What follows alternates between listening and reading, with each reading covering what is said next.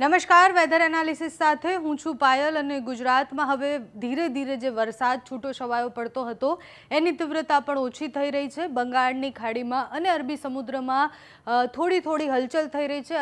અરબી સમુદ્રમાં હલચલ થાય છે, એના કારણે ગુજરાતના વરસાદ પર અને ચોમાસા પર ઘણી અસર પડવાની છે। હવામાન વિભાગની આગાહી પ્રમાણે તો 15 તારીખની આસપાસ 15 થી 20ની વચ્ચે ચોમાસું વિધિવત રીતના ગુજરાતમાં પ્રવેશવાનું હતું, પણ હવામાન નિષ્ણાંત અને અલગ અલગ મોડલ જે પ્રમાણે કહી રહ્યા છે એ પ્રમાણે હજુ ચોમાસું આવવાને વાર છે। 20 તારીખ પછી ચોમાસું બેસી શકે, એટલે 21 તારીખથી લઈને 28 તારીખ સુધીમાં વિધિવત રીતના ગુજરાતમાં ચોમાસું બેસે તેવી સંભાવનાઓ છે। ખેડૂતોએ આ તારીખો યાદ રાખવાની છે, કારણ કે ચોમાસું પ્રવેશે એના પછીના વરસાદ પર મોટા ભાગના ખેડૂતો નિર્ભર રહેતા હોય છે। અત્યારે સ્થિતિ જોઈએ તો અલગ અલગ જે ટ્રફ પસાર થતા હોય, જે હલચલ થતી હોય, વેસ્ટર્ન ડિસ્ટર્બન્સ પસાર થતા હોય, એના કારણે જે હવાની ગતિ અને દબાણ હોય છે એના કારણે જે વરસાદ પડતો હોય છે, છૂટો છવાયો વરસાદ હોય છે। સામાન્યથી મધ્યમ વરસાદ 7 તારીખે દક્ષિણ ગુજરાતમાં પડવાની સંભાવના છે। મધ્ય ગુજરાતના અમુક વિસ્તારોમાં છૂટો છવાયો વરસાદ પડી શકે, દરિયાકાંઠાના વિસ્તારોમાં વરસાદ પડી શકે। ચોમાસું એ મહારાષ્ટ્ર પહોંચી અને અટકી ગયું ચોમાસું, ત્યાં મોન્સૂન બ્રેક લેવાનું, એટલે મોન્સૂન બ્રેક એવી સ્થિતિમાં થતું હોય છે કે જ્યારે ચોમાસું વહેલું પ્રવેશ્યું, કેરળથી ચોમાસું વહેલું પ્રવેશ્યું કેરળમાં, એના પછી ધીરે ધીરે આગળ વધ્યું અને પછી જે રીતના એક સિસ્ટમ બની, લો પ્રેશર સિસ્ટમ, પછી ડીપ ડિપ્રેશન સુધી એ સિસ્ટમ ગઈ, એ સિસ્ટમની અસરને કારણે ચોમાસું છે એ અટકી ગયું મહારાષ્ટ્રમાં। હજુ એકાદ સિસ્ટમ બને તેવી સંભાવના પણ હવામાન નિષ્ણાંતો કરી રહ્યા છે। એ સિસ્ટમ એટલી મજબૂત નહીં હોય, લો પ્રેશર સિસ્ટમ બનશે, એનાથી વધારે મજબૂત સિસ્ટમ બનવાની સંભાવના નથી, પણ એ બધી પવનની ગતિ અને પવનની દિશા બદલીને જશે, એટલે એના કારણે પણ ચોમાસું હજી બેસવામાં ગુજરાતમાં વાર લાગશે। વરસાદ પડતો રહેશે, સિસ્ટમની અસરને કારણે પણ વરસાદ પડવાનો છે, પણ જે વિધિવત રીતના ચોમાસું બેસે એમાં થોડુંક વિલંબ દેખાઈ રહ્યું છે, એટલે કે જે 15 થી 20 તારીખની આગાહી હતી એ હવે 21 થી 28 થઈ ગઈ છે। 21 થી 28ની વચ્ચે તો ચોમાસું બેસી જશે તેવી સંભાવનાઓ છે।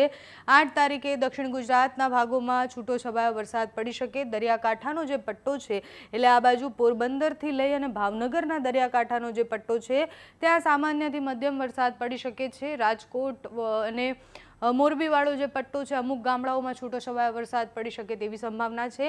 9 તારીખે એ તીવ્રતા પણ સાવ ઓછી થઈ જશે, એટલે ગુજરાતમાં માત્ર વલસાડ, મહારાષ્ટ્રની બોર્ડરથી લાગેલા અમુક વિસ્તારો છે ત્યાં વરસાદની સંભાવના છે, બાકી ક્યાંય વરસાદની સંભાવનાઓ દેખાઈ નથી રહી। એટલે ગુજરાતમાં 9 તારીખ પછી એટલી સંભાવના નથી કે છૂટો છવાયો વરસાદ પણ પડે।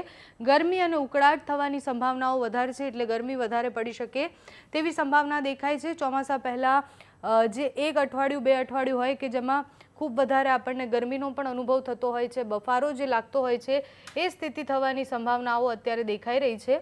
હવામાન વિભાગ શું કહે છે? હવામાન વિભાગની આગાહી પ્રમાણે જે જિલ્લાઓને એલર્ટ આપવામાં આવે છે એ જિલ્લાઓ કયા છે? અત્યારે મોટા ભાગના વિસ્તારો એવા છે કે જ્યાં છૂટો છવાયો વરસાદ પડી રહ્યો છે, પણ એ સામાન્ય વરસાદ છે।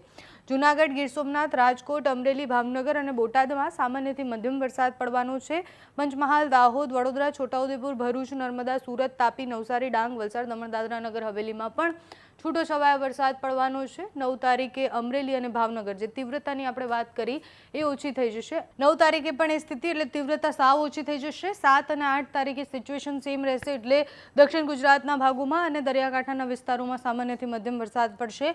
9 તારીખે તીવ્રતા સાવ ઓછી થઈ જશે। નવસારી, વલસાડ, દમણ, દાદરા, નગર હવેલી, ડાંગમાં છૂટો છવાયો વરસાદ પડશે। 10 તારીખે પણ એ સ્થિતિ રહેશે। 10 તારીખ પછી તો મોટા ભાગે ગુજરાતમાં ક્યાંય પણ છૂટો છવાયો ઝાપટા પડવાની સંભાવનાઓ પણ અત્યારે મોડલ કે પછી હવામાન વિભાગ નથી કરી રહ્યું આગાહી, એટલે હવે ચોમાસું આવે એની રાહ છે। ચોમાસા પહેલા અરબી સમુદ્રમાં જે અત્યારે હલચલ દેખાઈ રહી છે એ સિસ્ટમ કેવી બને છે? હવામાન નિષ્ણાંતોનું કહેવું છે કે એ સિસ્ટમ એટલી મજબૂત નહીં હોય, ડીપ ડિપ્રેશન સુધી પહોંચે તેવી સંભાવના પણ નથી, માત્ર લો પ્રેશર સિસ્ટમ બનવાની છે, પણ એ લો પ્રેશર સિસ્ટમ આપણા ચોમાસાને પાછું લઈ જાય છે, એટલે ચોમાસાને થોડું વધારે લાંબુ ખેંચે છે, કારણ કે મહારાષ્ટ્રમાં અટકાયેલું એ ચોમાસું જેમ જેમ આગળ વધશે, જો એ સિસ્ટમ મજબૂત થતી જશે તો એને પાછી ત્યાં રોકી લેશે, એટલે એ સિસ્ટમના કારણે કેટલી અસર ગુજરાતના ચોમાસા પર થાય છે જોવાનું રહ્યું। તમારા સુધી માહિતી અમે પહોંચાડતા રહીશું। તમને આ માહિતી કેવી લાગી અમને કમેન્ટ્સમાં જણાવજો। અત્યારે આ વિડીયોમાં બસ આટલું જ। જો તમે અમને યુટ્યુબ પર જોઈ રહ્યા હોય તો સબસ્ક્રાઇબ કરજો, ફેસબુક પર જોઈ રહ્યા હોય તો ફોલો કરજો, અમારા આ વિડીયોને લાઇક અને શેર કરજો।